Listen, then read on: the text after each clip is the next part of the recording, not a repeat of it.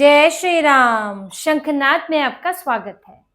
संसद का मानसून सत्र शुरू होने वाला है और इसके साथ ही आपको एक ड्रामा नजर आने लगेगा जो हर बार सत्र से पहले होता है कि कांग्रेस एक्टिव हो जाएगी कि देखो इंडी पार्टियां एक हैं, इंडी पार्टियां जो है साथ मिलकर बीजेपी का विरोध करेंगी। कुछ मीटिंग शुरू हो जाएगी। 20 तारीख से सत्र है।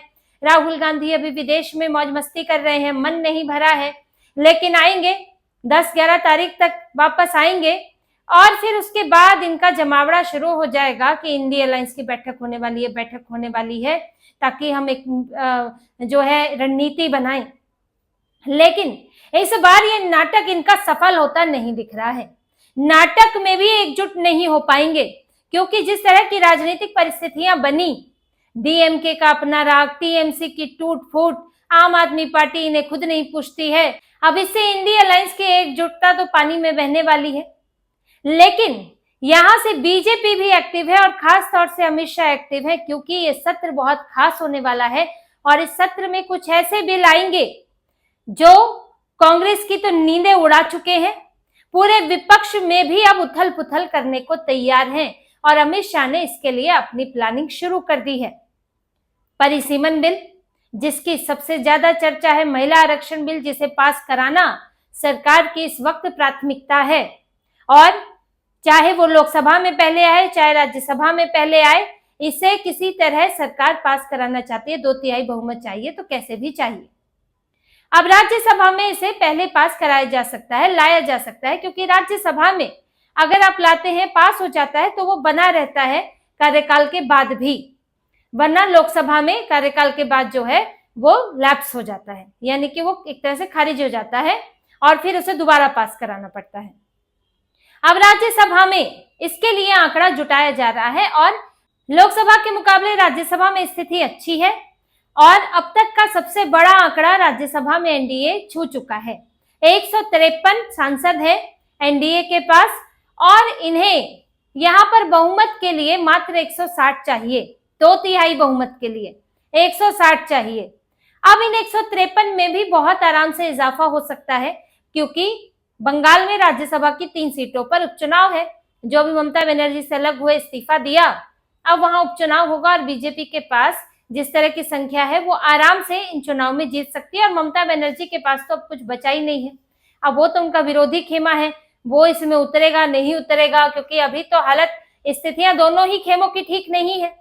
तो बीजेपी आराम से 3 सीटें ले जाएगी और ये चुनाव देखिए सत्र के बीच में ही हो रहा है। 24 जुलाई को 20 से सत्र शुरू है, 24 को जो है चुनाव है और एक दिन में नतीजा आ जाता है। शपथ हो जाएगी, सदस्य बन जाएंगे, 156 की संख्या आराम से बन जाएगी। इसके अलावा वाईएसआरसीपी है, बीजेडी है, ये वो पार्टियां हैं जो इंडी अलायंस का हिस्सा नहीं है, जो विपक्ष में तो है लेकिन वो इंडी वालों के साथ नहीं बैठते। राहुल गांधी जो भले ही कहते रहे कि हमारे साथ पूरा विपक्ष है, इतनी पार्टियां, फलाना पार्टियां हैं, वो तो इक्का दुक्का कोई छोटी मोटी पार्टियां जिनके सांसद भी नहीं है उनको भी शामिल करके कह रहे हैं कि हमारी इतनी पार्टियां हैं। यहाँ वाईएसआरसीपी जैसी पार्टी, बीजेडी, बीजू जनता दल जैसी पार्टी इंडी अलायंस का हिस्सा नहीं है। और इस वक्त की मौजूदा स्थिति आप देखेंगे तो वाईएसआरसीपी की कांग्रेस से नहीं बन रही है क्योंकि जगन मोहन रेड्डी के खिलाफ उनकी बहन शर्मिला रेड्डी को इन्होंने उतारा है मैदान में। कांग्रेस में शामिल हो गई और भाई बहन को सामने सामने खड़ा कर दिया। तो तब से लोकसभा चुनाव के बाद से जगन मोहन रेड्डी की कांग्रेस से और समस्याएं चल रही हैं। उनका बीजेपी के साथ मुद्दा आधारित समर्थन का तरीका अपनाए रखते हैं। यहाँ से बीजेडी भी, जो नवीन पटनायक है, उनकी पार्टी में भी इस वक्त जो है वो उथल पुथल चल रही है क्योंकि वो अपनी पार्टी में जिन्हें सौंपना चाहते हैं, पार्टी के वरिष्ठ विधायक जो हैं वो उसके लिए तैयार नहीं है। और यहाँ पर नवीन पटनायक की इस वक्त थोड़ी कमजोर स्थिति है, सेहत भी ठीक नहीं है, उसको लेकर पार्टी में अभी समस्याएं चल रही हैं। तो अगर वो मुद्दा आधारित समर्थन करें ना करें, उनके सांसद जरूर कर सकते हैं। वहां पर जरूरी नहीं है कि व्हिप जारी हो और नवीन पटनायक पहले भी मुद्दा आधारित समर्थन करते आए हैं। तो यहां से बचे हुए वोट बीजेपी ला सकती है और 160 तो तब है जब फुल स्ट्रेंथ हो, जब सब सांसद आए। वो नहीं आएंगे तो संख्या वैसे ही घट जाएगी। तो यहाँ राज्यसभा में बीजेपी के लिए इस बिल को पास कराना काफी आसान होने वाला है और जो भी बिल इस सत्र में आने वाले हैं उन्हें राज्यसभा में बीजेपी 2/3 बहुमत की जिनमें जरूरत है आसानी से निकाल कर ले जा सकती है। अब लोकसभा की बात करते हैं। लोकसभा में बीजेपी का आंकड़ा 319 तक पहुंच चुका है, उसमें टीएमसी के भी है। टीएमसी के तो 20-20 जो है सांसद जो है वो चले गए, पलट गए। अब वो बीजेपी का हिस्सा नहीं है, लेकिन ये तो तय है कि बीजेपी को सपोर्ट करेंगे। उद्धव ठाकरे के 6 सांसद आए हैं, वो एनडीए का हिस्सा बन चुके हैं, शिंदे की पार्टी में गए हैं। 319 बीजेपी के पास पहले ही है, एनडीए के पास पहले ही है। 32 ऐसे सांसद हैं जो 2/3 बहुमत में एनडीए का पक्ष, बीजेपी का पक्ष लेने वाले हैं। अब इसमें देखिए कौन शामिल है। डीएमके से बात हो रही है। अमित शाह ने डीएमके की जो मांग रही है और जो इनका मुद्दा रहा है उस पर काम करना शुरू कर दिया है, क्योंकि 22 सांसदों वाली पार्टी है। अब ये बीजेपी के पक्ष में भी रहा कि टीवी के आने से कांग्रेस और डीएमके का गठबंधन टूट गया और डीएमके बुरी तरह नाराज है कांग्रेस से। तो अब कोई गठबंधन का दबाव नहीं है डीएमके पर, कोई चुनाव नहीं है, और ये भी पता है कि डिलिमिटेशन, महिला आरक्षण बिल, इसका विरोध करके इन्हें कोई खास फायदा हुआ नहीं तमिलनाडु के चुनाव में। तो अब जब कांग्रेस का हिस्सा नहीं है, इंडी का हिस्सा नहीं है, तो फिर हम क्यों ना मुद्दा आधारित समर्थन करें। तो इसमें डीएमके के रुख में बदलाव आया है। इनके नेता हैं तिरुचि शिवा, उन्होंने कहा है कि हम विचार करेंगे इस पर, हमारे पास क्या पेशकश आती है, क्या प्रस्ताव आता है, उसके बाद हम इस पर विचार करेंगे। जबकि इससे पहले ये लोग सीधे सीधे कह देते थे नहीं हम तो विरोध करेंगे, हम इसे पास ही नहीं होने देंगे। लेकिन अब जो है सुर बदल गए हैं और तिरुचि शिवा ही से बहुत ज्यादा विरोध किया करते थे इस बिल का, लेकिन अब ये परिसीमन के लिए कह रहे हैं कि हम इस पर विचार करेंगे। अब इनकी समस्या थी कि जो 50% वाला फॉर्मूला है वो बिल में उस वक्त डाला नहीं गया था, जो संशोधन बिल आया था, यानी कि जो सीटें बढ़ेंगी वो 50% के साथ बढ़ेंगी। अगर कहीं पर समझ लीजिए 50 सीटें हैं तो उसका 50 का 50% होता है 25, तो 25 और जुड़ जाएंगी तो हो जाएंगी 75 सीटें। ये पूरे देश में हर राज्य में, यूटी में ऐसे ही लागू होगा। दिल्ली में 7 सीटें हैं, 3-4 सीटें बढ़ेंगी तो 11 सीटें हो सकती हैं। इस तरह से ये सब में किया जाएगा। अब इसको जो है संशोधन बिल में जो भी आएगा उसके अंदर ये इस बार ये कागज डाल दिया जाएगा, ये रहा 50% का फॉर्मूला, और आपको पूरा आश्वासन दिया जाता है। क्योंकि डीएमके की समस्या ये थी, इनका कहना था कि जनगणना के जनसंख्या के हिसाब से नहीं होना चाहिए, जो उत्तरी दक्षिणी भारत के राज्य हैं वहां जनसंख्या कम है तो फिर उनकी संसद में भागीदारी कम हो जाएगी। तो फिर सरकार ने एक फॉर्मूला निकाला और इस फॉर्मूले से सबके लिए बराबर होगा। डीएमके अगर आ जाती है तो सीधे सीधे 22 सांसद उसके हैं, और डीएमके के पास 8 सांसद राज्यसभा में भी है। राज्यसभा में जो 156 का आंकड़ा बनता है, अगर 8 जुड़ जाएंगे तो अपने आप 160 से पार हो जाता है। तो डीएमके के 22 सांसद लोकसभा में, बीजेपी इन पर कोशिश कर रही है कि पूरे के पूरे वोट इधर पड़े। वाईएसआरसीपी के पास है 4 सांसद, इनके पास है। शरद पवार की पार्टी के 5 सांसद है। जब से शरद पवार की पार्टी के कांग्रेस में विलय की बात चली है तब से इनके सांसद बिदके हुए हैं।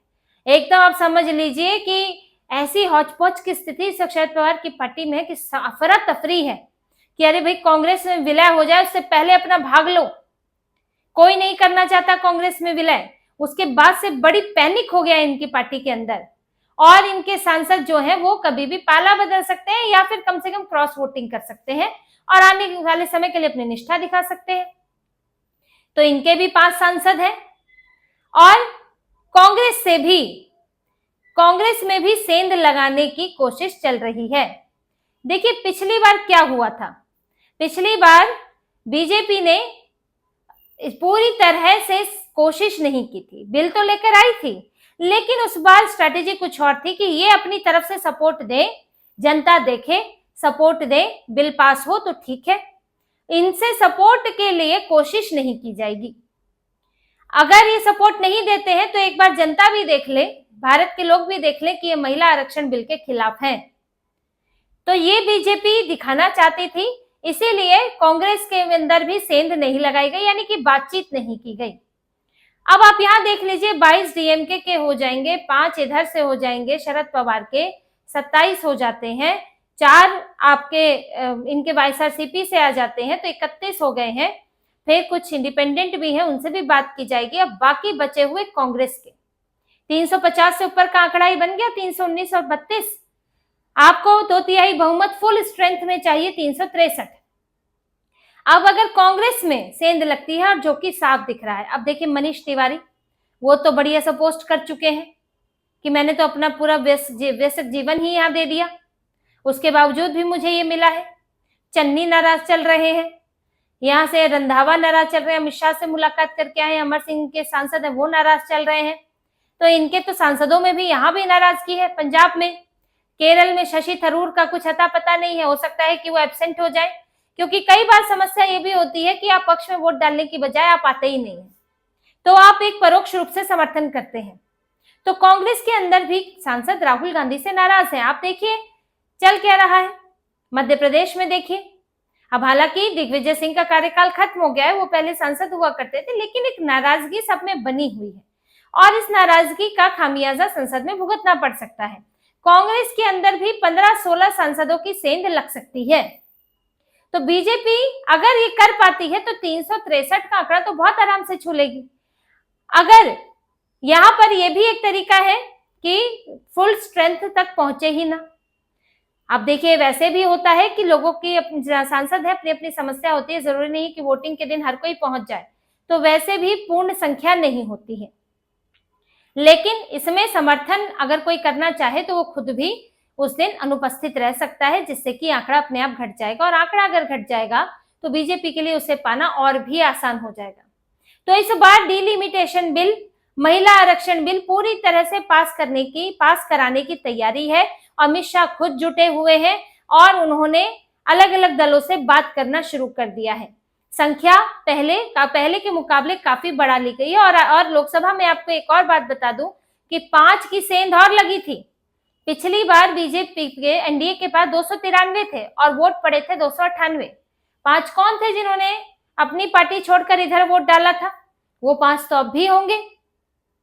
तो बीजेपी इसी में ही अपना आंकड़ा पूरा करना चाहती है ताकि ये बिल लाए जा सके। अब इस बिल से बड़ी समस्या है कांग्रेस को, क्योंकि इनको लगता है कि परिसीमन में बदलाव हुआ तो ये उत्तरी भारत के राज्यों में तो ना के बराबर है, ये तो बैसाखी पर है, कहीं अखिलेश यादव, कहीं जो है राजद। तो कांग्रेस को बड़ी समस्या लग रही है कि केरल में ही हम एक जीतते हैं, लेकिन उस सीटों के भरोसे हम जो है 29 का चुनाव नहीं जीत सकते। इस्लामिस्टों को भी बड़ी समस्या है, ये इस्लामिक नेता, और इसमें तो ये भी पार्टियां हैं जो मुसलमानों के वोटों के पीछे पड़ी रहती हैं, क्योंकि परिसीमन के बाद जो बदलाव होगा वो डेमोग्राफी में जो इन्होंने इतने समय में बदलाव किए हैं वो एंटी बदलाव होगा।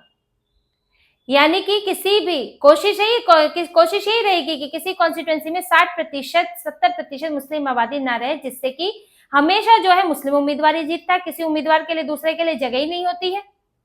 और अब तो ये इस्लामिक पार्टियां भी जीतने लगी है। तो इसको, ये जो जानबूझ के बांग्लादेशी रोहिंग्या बसा कर भारत में डेमोग्राफिक बदलाव किया गया है, उसमें परिसीमन से बदलाव आएगा। इसलिए बड़ी चिढ़ है इन लोगों को परिसीमन से। लेकिन चिढ़ तो यहीं तक सीमित नहीं है, इसके अब तो यूसीसी भी आने की बात चल रही है, या कम से कम एक शुरुआत हो सकती है। 130वां संशोधन है, जिसमें अगर 5 साल या 5 साल से ज्यादा की सजा वाले अपराध में आप 1 महीने से ज्यादा 30 दिन से ज्यादा जेल में रहते हैं तो आपकी कुर्सी अपने आप चली जाएगी।